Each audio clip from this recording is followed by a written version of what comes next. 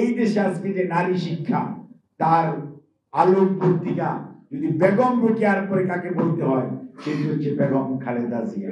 একটি চলমান প্রক্রিয়া, দেশ থাকবে, কাজেই আমি আপনি থাকবো না, সংস্কার কিন্তু চলতেই থাকবে।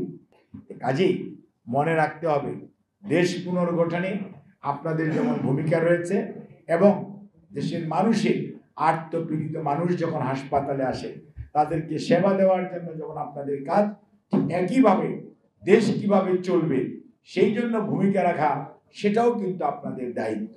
কারণ আপনারাও এদেশের নাগরিক, আপনারও এক ভোট, আমারও এক ভোট।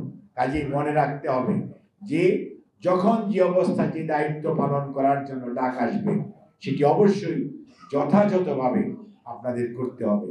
শিশুদের সার্বিক উন্নয়নের, এই যে শিশু একাডেমি বলেন, শিশু পার্ক বলেন, নারীদের উন্নয়নের জন্য শহীদ রাষ্ট্রপতি জিয়াউর রহমান, যুবকদের উন্নয়নের জন্য, যুবকদেরকে কাজে লাগার জন্য যুব এবং ক্রীড়া মন্ত্রণালয়, এগুলো যুবকদেরকে সংগঠিত করা, একটি আশাহত দিগ্ভ্রান্ত যুবককে দেশ গঠনে কাজে লাগানো, শহীদ রাষ্ট্রপতি জিয়াউর রহমান।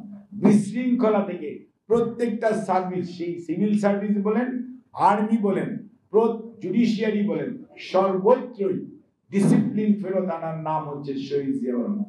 অর্থনৈতিক মুক্তির কথা বলেন, সেখানেও আজকে গার্মেন্টস নিয়ে গর্ব করেন, শুধু তো শহীদ জিয়ার হাত ধরে। বিদেশে চাকরি করা নিয়ে গর্ব করেন, সেটারও শুধু শহীদ জিয়ার হাত ধরে।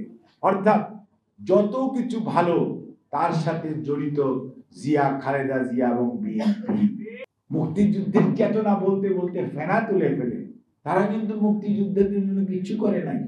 এই মুক্তিযুদ্ধের যত অর্জন, প্রত্যেকটার পুরস্কার, এই স্বাধীনতা পুরস্কার বলেন, বাংলা একাডেমি পুরস্কার বলেন, 21 পদক বলেন, সব কিছু শহীদ রাষ্ট্রপতি জিয়াউর রহমান, যাকে আপনারা অনেকেই পতিত স্বৈরাচারের অনেকেই অনেক গালি দিয়েছেন, কিন্তু